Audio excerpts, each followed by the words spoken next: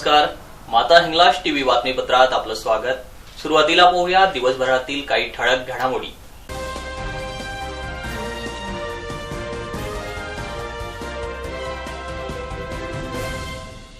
धुळे एलसीबीने 3 ट्रकांसह 1,37,00,000 माल केला हस्तगत। अक्षय तृतीयेवर यंदा कोरोनामुळे विरजण, माहेर वाशिणीमध्ये नाराजी। धुळ्यात परिचारिका दिन रक्तदानाने साजरा। अभिनेत्री मुनमुन दत्तावर गुन्हा दाखल करा, वंचित बहुजन आघाडीची मागणी। आखाजीच्या झोक्याची आजही प्रथा टिकून। आणि धुळे जिल्हा विधी सेवा प्राधिकरणातर्फे लसीकरण मोहीम।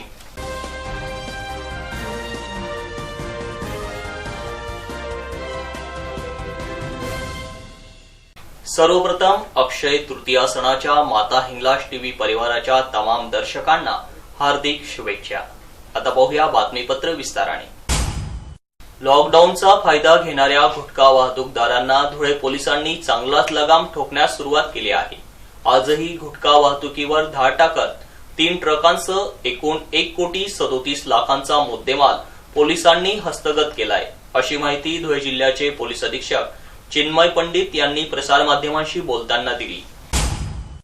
धुळे जिल्हा पोलीस प्रशासनाच्या वतीने दिनांक 12 मे 2021 पासून धुळे जिल्ह्यात अवैध धंद्यांविरुद्ध मोहीम हाती घेतली आहे। त्या संदर्भाचे आदेश एलसीबी व जिल्ह्यातील पोलीस टीमला देण्यात आले आहेत। त्या अनुषंगाने आज सुगंधित विमल गुटख्याची चोरटी वाहतूक करणाऱ्या 3 ट्रकांवर कारवाई करण्यात आली। या 3ही ट्रकांची तपासणी केली असता त्यात गुटखा भरलेल्या गोण्या आढळून आल्या आहेत। त्यामुळे पोलिसांनी 3ही ट्रकांसह एकूण 1,37,00,000 मुद्देमाल जप्त केलाय। या कारवाईत MH48 BM 3717, MH 48 AG 3718, MH48 AY 3929 या 3 वाहनांचा समावेश आहे। ही कारवाई जिल्हा पोलीस अधीक्षक चिन्मय पंडित, अप्पर पोलीस अधीक्षक प्रशांत बच्छाव यांच्या मार्गदर्शनाखाली स्थानिक गुन्हे अन्वेषण शाखेचे पोलीस निरीक्षक Shivaji Budhwant, Sushant Valvi, Yogesh Raut, police head constable Shrikant Patil, Prabhakar Baisane, Sandeep Thorat, Sunil Vinchurkar, Rafiq Pathan, Mahendra Kapure, Sanjay Patil, police Naik Sandeep Patil, Ravindra Mali आदींनी केली आहे। काल दिनांक 12 मे रोजी जी आपण धुळे जिल्ह्यामध्ये अवैध धंद्यांविरुद्ध एक मोहीम उभी केलेली आहे, त्या मोहिमेच्या अंतर्गत एलसीबी आणि आमच्या इतर सगळ्या धुळे जिल्हा पोलीसच्या टीमनी मोठ्या प्रमाणावरती गुटखा 3 ट्रक भरून साधारण हा जप्त केलेला आहे। आणि त्याची टोटल जर आपण केली तर 3 ट्रक्स मिळून टोटल 1,37,00,000 एवढा मोठा गुटखा हा आहे। आणि त्यात 3 ट्रक्स पण आपण जप्त केलेले आहेत। आता आपण फूड अँड ड्रग्स डिपार्टमेंट ज्यांच्याकडे हा विषय असतो, तर हा सगळा पुढील कारवाईसाठी आपण त्यांच्याकडे तो देणार आहोत आणि गुन्हे दाखल करणार आहोत आणि त्याच्याप्रमाणे योग्य कारवाई करणार आहोत। या कारवाईमार्फत आपण हाच संदेश देणार आहोत की अवैध धंद्यांना धुळे जिल्ह्यामध्ये आम्ही कुठेही थारा देणार नाही आणि त्यांच्याबद्दल अत्यंत कडक कारवाईच्या सूचना मी सर्व आमच्या पोलीस स्टेशनला दिलेल्या आहेत। दरवर्षी अक्षय तृतीयेच्या निमित्त बाजारात असो व गाव खेड्यांमध्ये उत्साहाचं वातावरण पाहायला मिळत असतं। मात्र गेल्या वर्षभरापासून कोरोनाच्या प्रादुर्भावामुळे अक्षय तृतीयेच्या उत्साहावर विरजण पडलंय। परंपरांवर देखील खंड पडलेला दिसून येत आहे। कोरोनाचं सावट व संचारबंदीमुळे सध्या एका जिल्ह्यातून दुसऱ्या जिल्ह्यात जाण्यास बंदी असल्याने सासूरवाशिणींना आखाजी म्हणजेच अक्षय तृतीयेसाठी परंपरेप्रमाणे माहेरी जाण्यास मिळणार नसल्याचं चित्र आहे। त्यामुळे धुळे मध्यवर्ती बसस्थानक देखील ओस पडलंय। दरवर्षी बसस्थानक प्रवाशांनी भरगच्च भरलेलं दिसायचं। यात माहेर वाशिणींचाही मोठा सहभाग असायचा। मात्र यावर्षी एसटी बंद असल्याने काही माहेर वाशिणींना यंदा आखाजी माहेरी नसून सासरी साजरी करावी लागणार आहे। ज्यांच्याकडे मोटरसायकल आहे ते मोटरसायकलीवर बसून सासूरवाशिणींना घेऊन येत असल्याचं चित्र आहे। मात्र ज्या सर्वसामान्य कुटुंबातील माहेरवाशिणीला घेण्यास मोटरसायकलच नाही, त्या माहेरवाशिणीला सासरीच आखाजी सण साजरा करावा लागणार आहे। कोरोनामुळे झालेल्या दुराव्यामुळे या माहेर वाशिणींमध्ये नाराजीचं चित्र दिसत आहे, तर दुसरीकडे प्रवाशांअभावी एसटी बस स्थानकाला मोठा फटका बसताना दिसतोय. रुग्णांच्या सेवेत अहोरात्र सज्ज असणाऱ्या परिचारिकांचा सन्मानाचा दिवस म्हणून जागतिक परिचारिका दिवस साजरा केला जातो. यावर्षी धुळे जिल्हा रुग्णालयातील परिचारिकांनी हा दिवस अनोख्या पद्धतीने साजरा केला. त्यानिमित्ताने रक्तदान शिबिराचं आयोजन करण्यात आलं. तसेच गरजू महिलांना सॅनिटरी पॅड वाटपासह भुकेलेल्यांची भूक शमवण्यासाठी फूड बँकेचा अनोखा उपक्रम देखील राबवण्यात आला. आद्य परिचारिका फ्लोरेन्स नायटिंगेल यांची जयंती जागतिक परिचारिका दिवस म्हणून साजरी करण्यात येत असते. कोविडच्या संकटात रुग्णांची शुश्रूषा करण्यासाठी अहोरात्र सज्ज असलेल्या परिचारिकांनी विविध कार्यक्रमांनी हा दिवस साजरा केला. धुळे जिल्हा रुग्णालयात परिचारिका दिवसाचं औचित्य साधत रक्तदान शिबिराचं आयोजन करण्यात आलं होतं. यात परिचारिकांनीही रक्तदान केलं. तसेच परिचारिका दिनानिमित्त महिलांना सॅनिटरी पॅडचं वाटप करण्यात आलं. तसेच रुग्णसेवा करणाऱ्या परिचारिकांनी कोविडच्या संकटाशी झुंजणाऱ्यांची सेवा तर केलीच आहे, याशिवाय सामाजिक बांधिलकी जपत ज्या घरांमध्ये चूल पेटत नाही अशा लोकांच्या मदतीसाठी कोरडी शिधा संकलित करण्यासाठी फूड बँक सुरू केली आहे. या फूड बँकेत जमा होणारे जीवनावश्यक वस्तूंचं वाटप गरजू लोकांपर्यंत करण्यात येणार आहे. या उपक्रमासाठी आधी परिचारिका प्रतिभा घोडके, सुवर्णा सूर्यवंशी, माधुरी जोगी, अनुपमा लोंढे, मनीषा बाविस्कर, मनीष बाविस्कर, कमलेश परदेशी, किशोर हलगीर, सुवर्णा चव्हाण आदींचं मार्गदर्शन लाभलं. नमस्कार, मी प्रतिभा घोडके, अधिपरिचारिका बाह्य रुग्ण विभाग, जिल्हा रुग्णालय धुळे येथे अधिपरिचारिका या पदावर कार्यरत असून मी परिचारिका संघटनेची अध्यक्ष आहे. आज 12 मे हा आमचा फ्लोरेन्स नायटिंगेल यांचा वाढदिवस असतो आणि तो पूर्णपणे आमचा जागतिक परिचारिका दिन म्हणून साजरा केला जातो.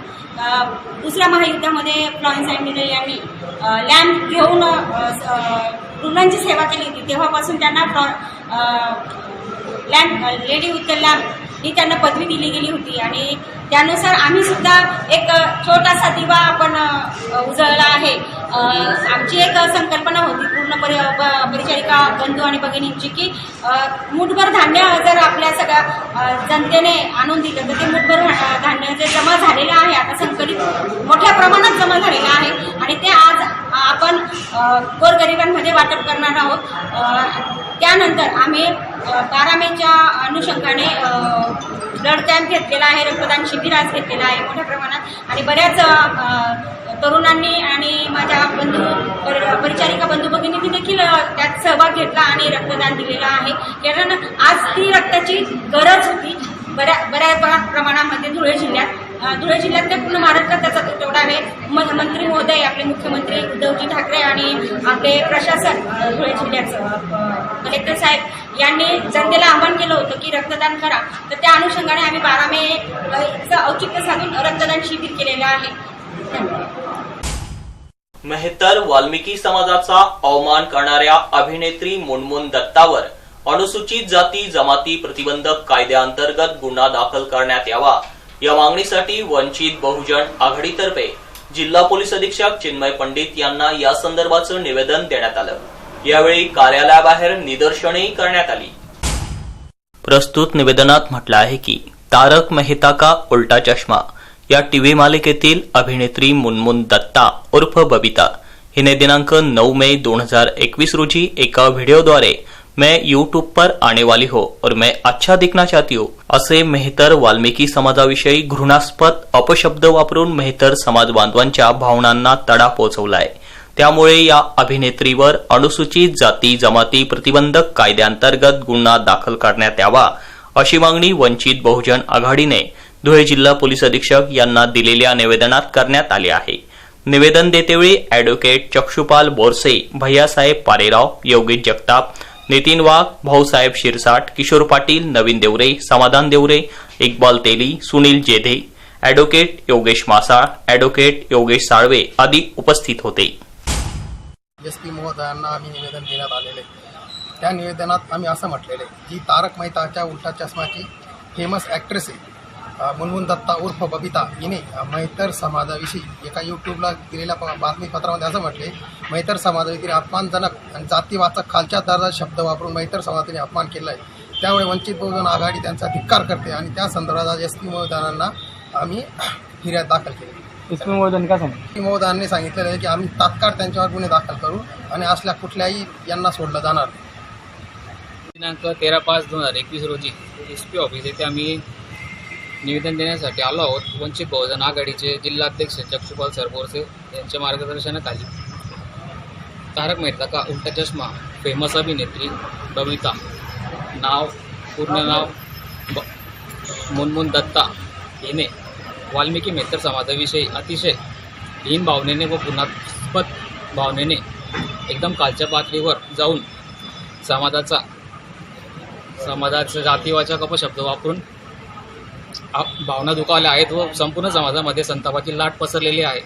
त्यासाठी आज आम्ही SP साहेबांना निवेदन दिलं आहे. SP साहेबांनी सांगितलं आहे की त्यांच्यावर तात्काळ आम्ही गुन्हा दाखल करू. आमची मागणी बी आहे की त्यांच्यावर तात्काळ अटॅसिटी ॲक्ट अनुसार गुन्हा दाखल व्हावा व या घटना वारंवार घडत आहेत. या आधी बी सलमान खान, शिल्पा शेट्टी, माफिया या वेब सिरीजमध्ये बी वारंवार या घटना का घडतात? कारण यांच्यावर गुन्हा दाखल होत नाही, उद्या उठून माफी मागून घेतात. यांच्यासाठी काहीतरी गुन्हा होत नाही, कडक कारवाई होणार नाही तोपर्यंत ते नीट आणणे यासाठी शासनाने प्रयत्न करावे अशी आमची मागणी आहे. जय भीम, जय वाल्मिकी. आखाजीवर कोरोनाचं संकट असलं तरी आज काही प्रमाणात प्रथा टिकून आहे. त्यात आखाजी सणाच्या पार्श्वभूमीवर खेळण्यात येणारा झोका आजही परंपरा टिकवून ठेवताना दिसतोय. ग्रामीण भागात याला अनन्यसाधारण महत्व आहे. आखाजी सणावर यंदाही कोरोनाचं सावट असलं तरी कमी प्रमाणात का होईना काही प्रथा टिकून आहेत. अशीच एक प्रथा असते झोके खेळण्याची. असंही आखाजीच्या काळात कडक उन्हाळा असतो, त्या काळात घरात बसणं असह्य होत असतं. अशा वेळी आखाजी निमित्त माहेरी आलेल्या भगिनी झोका खेळण्याच्या निमित्ताने बाहेर मोकळ्या हवेत खेळतात आणि मैत्रिणी व आई बहिणींसोबत सुख दुःखाच्या गोष्टी करतात. मात्र कोरोनामुळे सर्वच बंद असल्याने माहेर वाशिनींना यंदा झोक्यापासून वंचित राहावं लागणार आहे. त्यामुळे यंदाचा झोका माहेर वाशिन नव्हे तर लहानग्या चिमुकल्या खेळताना सध्या पाहावयास मिळत आहे. मात्र काही असो, आखाजी सणाच्या प्रथा आजही टिकून असल्याचं समोर येत आहे. आथानी कैरी तथानी कैरी, कैरी झोका खाय व कैरी तुटनी खडक फुटना, जुई जुई पाणी वाय व जुई जुई पाणी वाय तठे रत्तन धोबी दोय व रत्तन धोबी दोय तठे कसाना बजार व रत्तन धोबी दोय तठे टिपऱ्यासना बजार व माय माले टिपऱ्याली ठेवजो बंधूना ते दिदाडजो, बंधू मोठा सोनाना पळंग पाडू मोत्याना. मायातानी कैरी तथानी कैरी, कैरी झोका खाय व कैरी तुटनी कडक फुटना, जुई जुई पाणी वाय व जुई जुई पाणी वाय तठे रत्तन धोबी दोय व रत्तन धोबी दोय तठे कसाना बजार रत्तन धोबी दोय तठे बांगड्यासना बजार व माय माले बांगड्या ली ठेवजो बंधूना ते दिजाडजो, बंधू मोठा सोनाना पलंग पाडू मोत्याना. आतानी कैरी तथानी कैरी, कैरी झोका काय व कैरी तुटनी कडक फुटना, जुई जुई पाणी वाय जुई जुई पाणी वाय तठे रत्तन धोबी दोय व रत्तन धोबी दोय तठे कसाना बजार रत्तन धोबी दोय तठे बेलासना बजार. माय माले बेला ली ठेवजो बंधूना ते दिदाडजो, बंधू मोठा सोनाना पलंग पाडू मोत्याना. माय माले टिकल्या ली ठेवजो बंधूना ते दिदाडजो, बंधू मोठा सोनाना पलंग पाडू मोत्या. गौराई चालली गंगेवर व माय चालली गंगेवर, आणि गौराई चालली गंगेवर व माय चालली गंगेवर. डोळे काजळ जिरी मिरी व माय काजळ जिरी मिरी, नि डोळे काजळ जिरी मिरी व माय काजळ जिरी मिरी.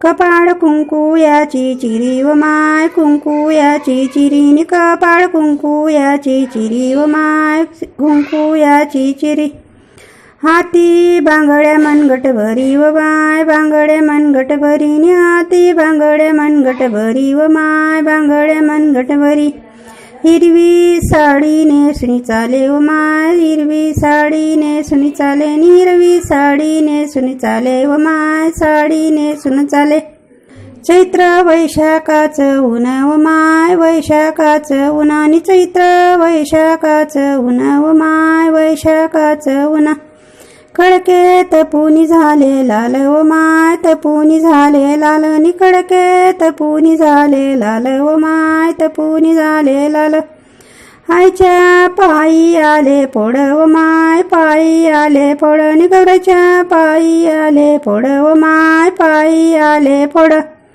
गौराई चालली गंगेवर व माय चालली गंगेवर आणि गौराई चालली गंगेवर व माय चालली गंगेवर कोरोनाचा प्रादुर्भाव लक्षात घेत धुळे जिल्हा विधी सेवा प्राधिकरणातर्फे लसीकरण मोहीम राबवण्यात येत आहे. यात वकील, पोलीस व जिल्हा न्यायालयातील कर्मचाऱ्यांना लसीकरण करण्यात येत आहे. कोरोनाचा प्रादुर्भाव कमी करण्यासाठी लसीकरण करणे ही काळाची गरज ठरली आहे. त्या अनुषंगाने आज धुळे जिल्हा विधी सेवा प्राधिकरणाने धुळे महानगरपालिकेच्या सहकार्याने लसीकरण केंद्र सुरू केलंय. यात वकील, पोलीस व जिल्हा न्यायालयाच्या सर्व कर्मचाऱ्यांना लसीकरण केलं जात आहे. या लसीकरण मोहिमेला तसा प्रतिसादही मिळत आहे. पोलीस स्टेशन केंद्र येथे धुळे जिल्हा न्यायालय कर्मचारी व अधिकारी तसेच पोलीस स्टेशन केंद्राचे अधिकारी कर्मचारी व त्यांचे कुटुंबीय जे फ्रंटलाईन वर्कर आहेत ते यांच्यासाठी सर्वांसाठी नगरपालिका धुळे यांच्या सहकार्याने लसीकरण सत्र आयोजित केलेलं आहे आणि सर्वांना 45 वर्ष वयोगटावरील लोकांना लसीकरण करणं फार गरजेचं आहे. कारण लसीकरणामुळे कमीत कमी आपली कोणाला जर इन्फेक्शन झालं तर सिरियसनेस होत नाही. मला माइल्ड किंवा सिरियस कंडिशन होत नाही, हॉस्पिटलला जावं लागत नाही. त्याच्यामुळे लस घेणं क्रमप्राप्त आहे. माता हिंगलाज वृत्तवाहिनी नेहमी सामाजिक, राजकीय, आर्थिक, बौद्धिक घटकांविषयी माहिती जनता दरबारासमोर सादर करीत असते. या माध्यमातून समाजातील तरुण पिढीसह प्रौढ नागरिकांना अनुभव तथा शिकण्यास मदत मिळते. सध्या व्हॉट्सअप, फेसबुक यावर देखील राजकीय वर्तुळातील काही बोलक्या प्रतिक्रिया सध्या चांगल्याच व्हायरल होत आहे. यात सत्य किती व असत्य किती याचा बोध घेण्यासाठी या व्हायरल व्हिडिओमधील प्रतिक्रिया आम्ही आमच्या वृत्तवाहिनीच्या माध्यमातून प्रसारित करतोय. यातून काय घ्यायचं आणि काय घ्यायचं नाही हे आपण ठरवायचंय. तसेच आपणाकडेही सामाजिक व राजकीय तथा आणखी काही सामाजिक उपायांसंदर्भात माहिती असेल ती माहिती देखील आम्ही प्रसारित करणार आहोत. पांडे जी सब मोदी जी को हटाना क्यों चाहते हैं? अरे सब नहीं यार, ये सब चोर नेता, भ्रष्टाचारी नेता, इसके अलावा कोई नहीं हटाना चाहता है. समझिए आप. अब इनकी तकलीफ क्या है? इनकी तकलीफ ये है कि अगर आज जैसे मोदी जी ये कह देना इनसे कि भाई पुराना जो तुमने खाया पिया सब माफ, आज से नहीं, झंडा लेके बोलेंगे मोदी जी जिंदाबाद, मोदी जिंदाबाद. लेकिन इन्हें मालूम है कि मोदी ऐसा आदमी है कि ये इसकी आंख में सुअर का बाल भ्रष्टाचारियों के लिए. ये अब अगर जीत गया ये हलक में से निकाल लाएगा. ये तकलीफ है इनकी. बाकी तो मतलब सारे लोग खुश हैं. अब तकलीफ किसको है? अब आप मुझे एक खुद बताओ, जिस आदमी ने प्रधानमंत्री बनते ही 18,000 फर्जी एनजीओ, 2.5 लाख फर्जी कंपनियां, 4 करोड़ फर्जी राशन कार्ड, 3 करोड़ एलपीजी फर्जी गैस कनेक्शन ले रखे थे, 2 करोड़ मनरेगा के कार्ड हैं, 80 लाख टीचर जो फर्जी पैसा वसूल रहे थे, खा रहे थे, पी रहे थे. ये लोग क्या मोदी चालीसा पढ़ेंगे कि मोदी बढ़िया है? ये तकलीफ है इनको. ये फर्जी जो नीरव मोदी, विजय माल्या भाग गए, भगोड़े बन गए. एक तो डर के मारे भागे, ऊपर से इनका सारा पैसा उससे ज्यादा वसूल लिया. ये क्या मोदी गुणगान गाएंगे? इनको इसलिए तकलीफ है. तकलीफ और किसको है? तकलीफ भ्रष्टाचारियों को, चोरों को, आतंकवादियों को तकलीफ है. तकलीफ जमाखोरों को तकलीफ है, बाकी किसी को तकलीफ नहीं. पाकिस्तान को तकलीफ है, होनी भी चाहिए. अरे यार, जो आदमी सीधे बम मारता हो जाके, जरा सा आतंकवादी हमला, ये सर्जिकल स्ट्राइक, अगली बार ये एयर स्ट्राइक। पहले तो धमकाता था परमाणु बम फेंक देंगे, अब मुशर्रफ ने जब से कह दिया गलती मत कर देना, एक बम परमाणु फेंको वो 20 मारेगा, लियो कर लो बात। चाइना उधर तकलीफ में कि वो पिछली बार डोकलाम में लड़ा तो सामने से खड़ा हो गया, अब किसे एंटी सैटेलाइट मार दिया, जो उसकी ताकत थी उससे भी ज्यादा मजबूत कर लिया अपने आप को। तीसरी चीज अभी वीटो पावर के चक्कर में लगा हुआ है, अमेरिका उसका दोस्त, रूस उसका दोस्त, जर्मनी उसका दोस्त, यूके उसका दोस्त। तो ये सब मतलब इनको तकलीफ ये है, जनता को यह तकलीफ है, जनता खुश है यार, जनता क्या चाहिए।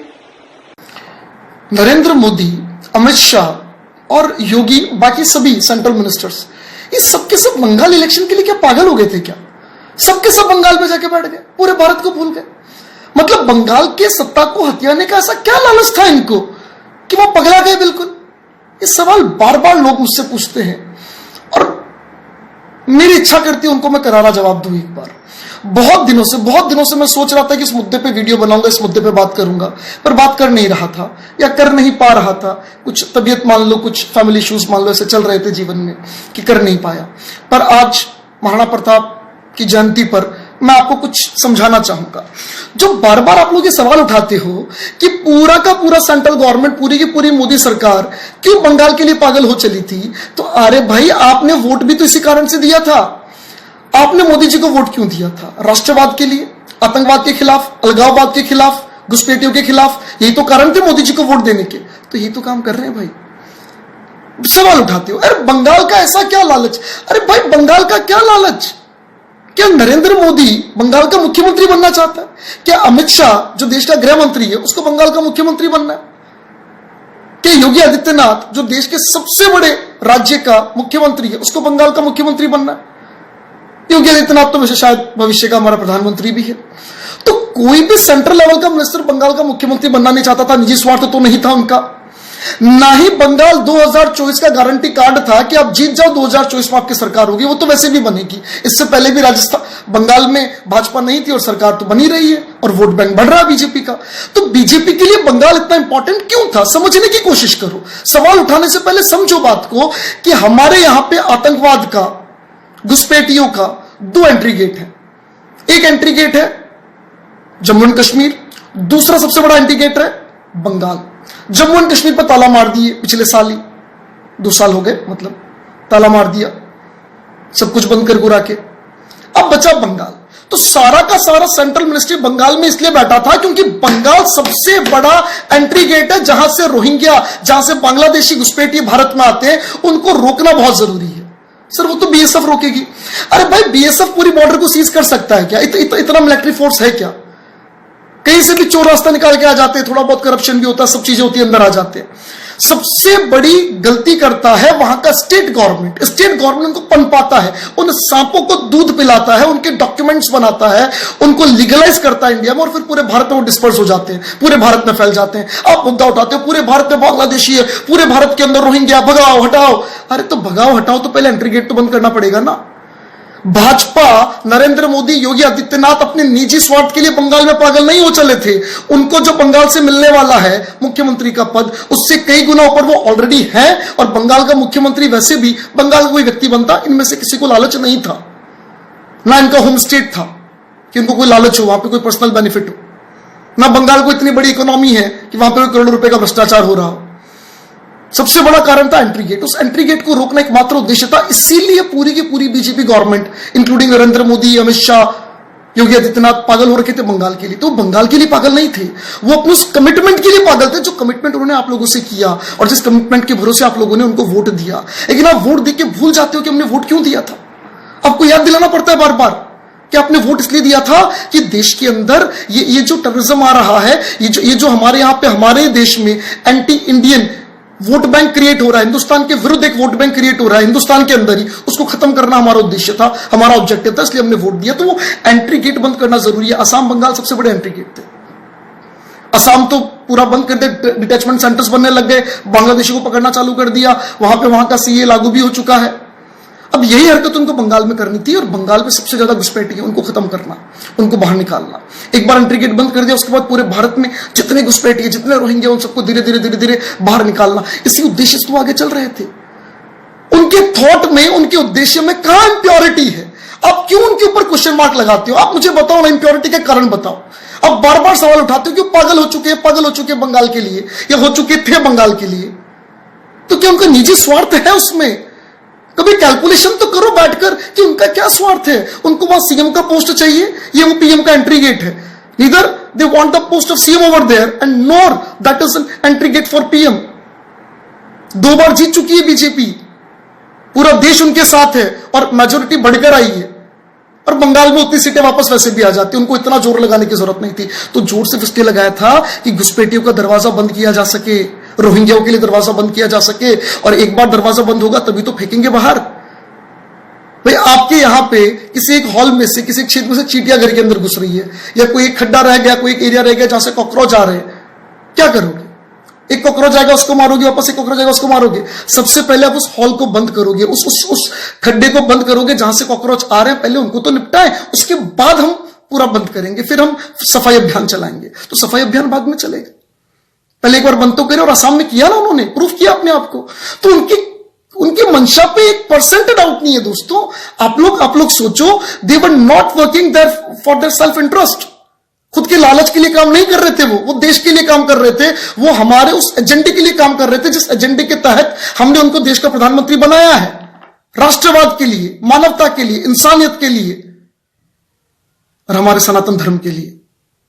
धन्यवाद दोस्तों। अगर मेरी बात आपके मन को अच्छी लगे तो आप उनका समर्थन करो, इतना सपोर्ट करो कि उनकी हिम्मत बढ़े, और बंगाल में जो भी वायलेंस हो रहा है, जो मारकाट हो रही है, उसके खिलाफ राष्ट्रपति शासन लगा के पूरे बंगाल को अपने हाथों में ले सके।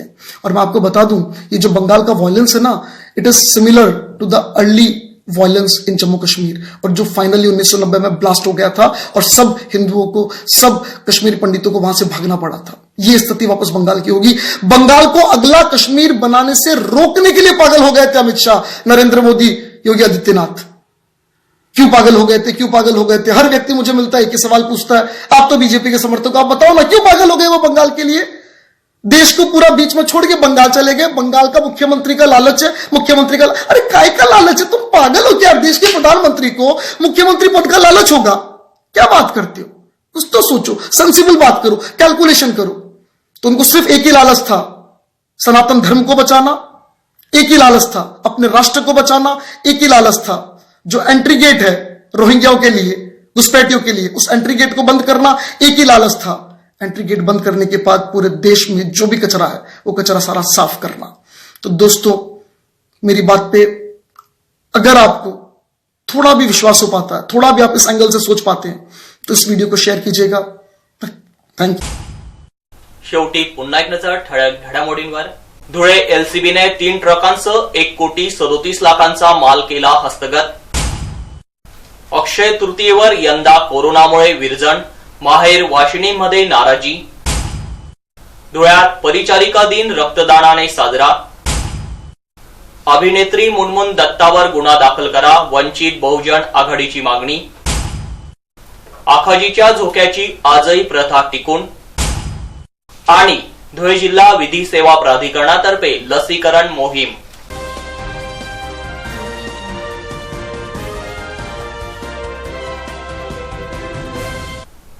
आणि याचबरोबर माता हिंगलाज टीव्हीचं बातमीपत्र संपलं।